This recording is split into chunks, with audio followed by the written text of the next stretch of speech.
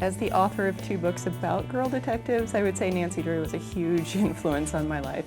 I loved reading Nancy Drew books when I was a kid. I thought she had the greatest life. She had a convertible, friends, and a lot of adventures. So now, with my character, Reagan Riley, one of the best compliments I get is when people say that she's like a grown-up Nancy Drew. So I think that's fun. Every Nancy Drew book has a different theme, and she's the expert on all kinds of different things. Banking law, archaeology, she knows about boating, automotive mechanics, archaeology, antiques. I love the idea that Nancy Drew does everything that she does without having to act like a boy.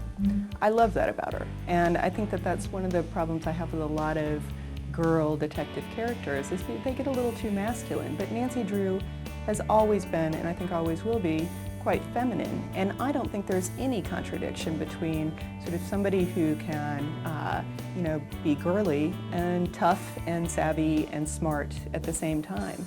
And I think that that's the best message to send to girls, is that you can be who you are and be, the fantastic character at the same time. When I was a kid, I did read the Nancy Drew books. I remember picking up The Secret of the Old Clock while I was at summer camp. Someone had left it in the camp library. They're the kind of series where you just pick up the first one and then you just plow through everything that's available. When she first appeared, there weren't that many girls who were the center of an action-adventure, so that was very revolutionary. I think there are a lot more now, and a lot of them really are the descendants of Nancy Drew, but I still think that you can go to the source and find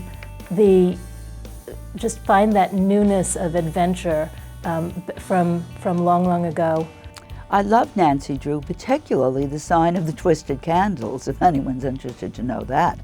But I went from Nancy Drew to Agatha Christie to Mignon Eberhardt to Josephine Tey to on and on we go. And I loved mysteries. They were my favorite kind of reading. I read every Nancy Drew book growing up. I loved her. In fact, I still remember the moment when I discovered my first one. It was The Secret of Redgate Farm, and I was in my grandmother's house, and it was on a bookshelf, and I saw it across the room, and that title, that haunting title, the haunting cover, it was like Paul on the Road to Damascus. I was just hooked right then and there, and after that I read every single one. She was a role model for so many women, baby boomer women, who we didn't have role models then, and she was feisty and smart and just absolutely fearless. She had the trifecta. She was smart, pretty, and powerful, and let you know you could be all those things. The other thing I think is really interesting that I hadn't really thought about till now is that the books not only presented this girl that was so different and so contemporary, but they presented a world that accepted that girl, that didn't question that girl. Nancy was never told by her father, oh, girls don't do that, or her housekeeper. It wasn't questioned, and you then could imagine a world where that was possible.